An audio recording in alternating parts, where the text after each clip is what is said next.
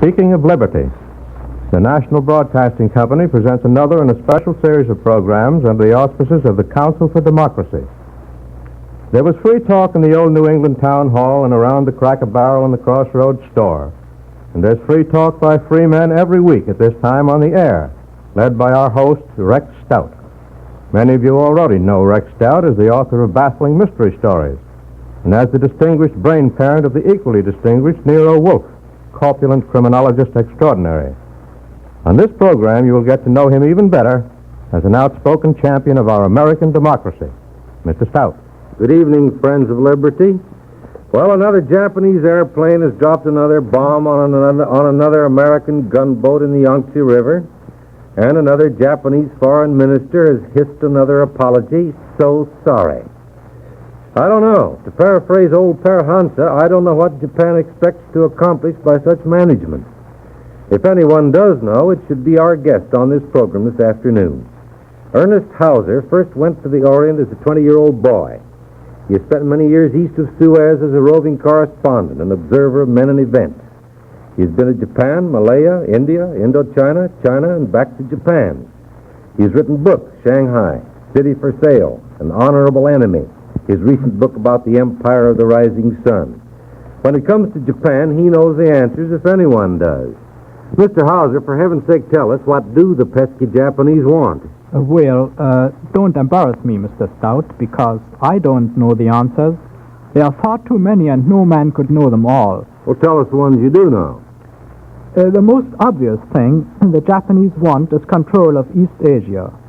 We hear a lot of talk about the new order in Greater East Asia, which Japan has set out to construct. The idea, according to the Japanese, is an Asiatic Monroe Doctrine, Asia for the Asiatics. In reality, it's Asia for the Japanese. Well, have they always thought Asia belonged to them, or is it a fairly new idea? I think it is. When Japan invaded Manchuria 10 years ago, they told us they were have-nots. They needed more land, more raw materials, more markets. Then they marched into China and told us they had to eradicate communism. Now they are going beyond China and they tell us all they want is to bring peace and order to the billion people who inhabit the countries of South and East Asia. A billion people? Your figures must be influenced by your recent trip to Washington. I wish they were, Mr. Stout. But the new order under Japanese control is meant to comprise eventually all of China, French Indochina, Malaya, the Dutch East Indies and Thailand, British India, and probably the Philippines. That's a billion people, 1/2 of all mankind. But how can a small country with a population of 72 million even conceive such a scheme? It sounds like an acute case of megalomania. That's precisely what it is, Mr. Stout. Megalomania is often the result of an inferiority complex, and the Japanese have a decided feeling of inferiority. For years they had felt that the white man enjoyed all the privileges and advantages, and they themselves were playing second fiddle. Then Hitler came along and told the world that Anglo-Saxon superiority was a thing of the past. From now on, the world was going to be multi-central. Multi-central? Yes, at least that's what Hitler says he wants. Nazi Germany is to control Europe. Italy gets control of the Mediterranean. America can have the Western Hemisphere. Britain gets nothing. And Japan, well, there you are. Japan gets Greater East Asia. Well, how is Japan to get control of a billion people? By military conquest? The Japanese are supreme opportunists. They think they can get what they want gradually, step by step, using the same technique as the Nazis. More than that, they time their moves cleverly in relation to the German timetable of war, picking up what they can whenever they think the rest of the world is too busy to stop them. Well, what if we decide we aren't too busy? Just what is their attitude toward us? Well, up to this past week, when we started to put the screws on them, they were always complaining that we misunderstood them.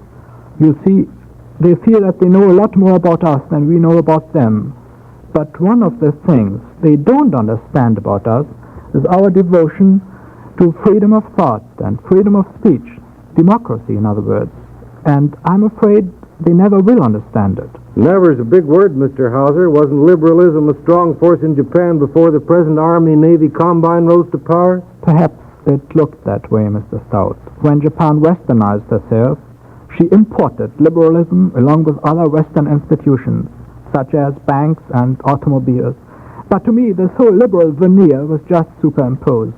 Underneath, Japan was totalitarian. In fact, Japan is the oldest totalitarian system on earth. Japanese society has been one totalitarian system for the last 3,000 years and still operates in the same way. All the new Western civilization is so much veneer, Mr. Stout. Underneath, the Japanese has not changed. Whatever their overlords decide is right, Mr. and Mrs. Japanese citizen accept with resignation. Exactly who are these overlords? There's Emperor Hirohito, of course. The real masters of Japan are outside the imperial palace. Men or groups of men who enjoy the emperor's confidence. Today, the generals of the army and the admirals of the navy. Between them, they hold a complete monopoly of power. Well, you were talking about the common man in Japan, Mr. Hauser. What about his attitude toward the war in China? He's pretty much disgusted. He's fed up. He doesn't see why he has to hate China today and Britain tomorrow and now the United States. All he wants is his bowl of rice. What does the Japanese do when he's disgusted with the way things are going? I know he can't vote for a change, as we can. What's he going to do, rebel? Mr. Stout, don't get me wrong. Rebel, not the Japanese. For thousands of years they have faced floods and famines and typhoons and fires and earthquakes. I'd say that they regard this national emergency just as another link in the chain of catastrophes. No, the Japanese will not revolt. Under no circumstances, Mr. Hauser?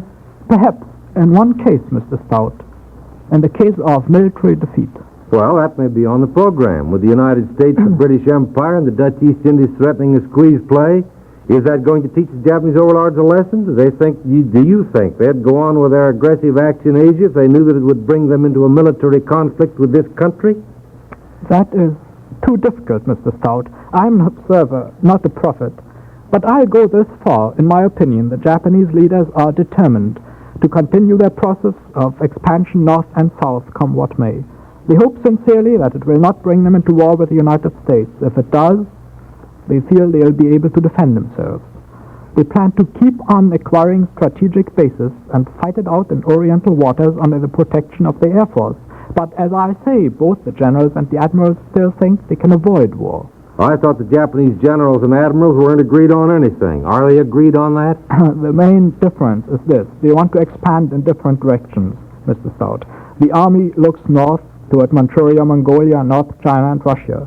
The Navy, with its natural interest in oil, looks south toward the Dutch East Indies. But in both directions there is fear. Fear of Russia in the north, fear of Britain and America in the south. The British have recently built up their strength in the neighborhood of Singapore and the Indies. Their position is formidable, much stronger than it was a year ago. Well, then it looks like the North. Russia has all she can do with Germany. Oh, yes, to be sure. But the Russian Far Eastern Army is not involved. The Soviets have powerful forces in Siberia, well-trained, well-armed, and independent of supplies from Western Russia. It would be possible for them to fight even if there were a collapse on Russia's European front. I have traveled along the Amur River front, where two of the world's finest armies face each other across a mile of water. Besides, there's this. Japan's great cities and industrial centers are arranged in a neat semicircle around Vladivostok, where Russia keeps her bombers. The distance is 600 to 700 miles. Japanese cities are literally made of wood and paper. The idea of a bombing raid gives even the most jingoistic Japanese the creeps. I'm glad something does. What about the Chinese incident, as they call it? I think if the Japanese generals could get out without loss of face, they would do it at once. That war goes on and on, draining Japan of more and more for resources, and still they seem to be no nearer winning. The Chinese resistance has been wonderful. How long can they keep it up? The Japanese, I mean. That's difficult to answer. Japan is a poor country. She depends on outside supplies for her very existence, war or peace. But could our trade restrictions force her to sue for terms, face or no face? Not for some time, I believe. I am no economist, Mr. Stout, but I think I can say that I have seen as much as any foreigner of the Japanese industrial organization. I have talked with members of the Japanese cabinet and with the industrialists of Tokyo and Osaka. I have been through factories which are considered military secrets, but I have not, nor has anyone that I know of, peered into the oil tanks to see how much is left. Well, put it another way, do you think there's any chance the Japanese economy will actually collapse? As to that, no. Of course, the standard of living keeps falling and falling. Apparently, it can always go lower. The Japanese themselves proudly call their living standard elastic. Goods and materials keep on being used up, but apparently there's always something left. Remember, they've been piling up reserves for almost 10 years. And also piling up a lot of ill will. Mr. Hauser, as an observer of both China and Japan, why do you think that we in America have always been so much more sympathetic with the Chinese? I think the reason is quite a deep one, Mr. Stout. It is more than just sympathy with the underdog. You see, the Chinese, even during the empires of the Mongols and the Manchus, were always an essentially democratic people. The emperors collected the taxes and otherwise left the people to themselves. The people in the little shops and stores and in the village square ran their own government. So the Chinese are democratic today. Even while they fight under a strong central leadership, the Chinese spirit is individualistic and democratic. That is why there's always been such spontaneous sympathy between the Chinese and ourselves. And the Japanese, as you say, are totalitarian. But even so, they're going to live until they die. Live how? What are they looking forward to? I'd say this, Mr. Stout. The Japanese people are resigned to many lean years ahead. Most of them actually believe that it is the outside world, not their own militarists, that have brought them face to face with this so-called emergency.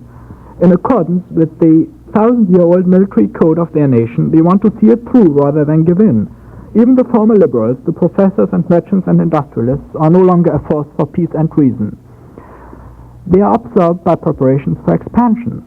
From what I've seen and heard in Japan, I'd say that the Japanese people today represent a solid front. They are back of the government's all-out effort and they are willing to stick it through. But do they realize it won't do them any good unless the Germans also stick it through? After all, Japan's fighting the world as part of the Axis. So she is, Mr. Stout. Japan is an Axis member and, as such, takes orders from Hitler. Her actions are part of a worldwide plot directed against the democracies. It's possible, of course, that Japan may not always heed Mr. Hitler's commands, especially when it's not to her advantage.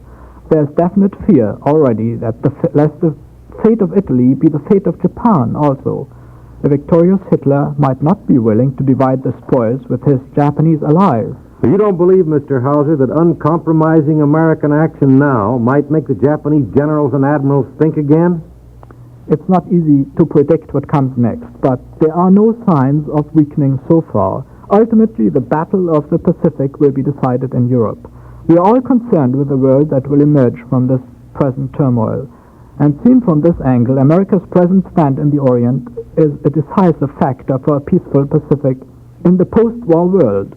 A democratic victory may yet make the Japanese useful and peaceful members of the family of nations. Thank you, Mr. Hauser. Ladies and gentlemen, our guest today is Ernest Hauser, correspondent, traveler in the Far East, author of Shanghai City for Sale and Honorable Enemy, his book on Japan. This is Rex Stout saying goodbye until next week. You've just heard the 16th of a special series of programs entitled Speaking of Liberty, brought to you each week by the National Broadcasting Company in cooperation with the Council for Democracy, a national organization dedicated to the propagation of an American faith in democracy. Next week, Rex Stout will bring Douglas Miller to the microphone. A copy of the script of this broadcast will be mailed free to anyone requesting it. Please address your letter or card to the Council for Democracy, 285 Madison Avenue, New York City. This is the National Broadcasting Company.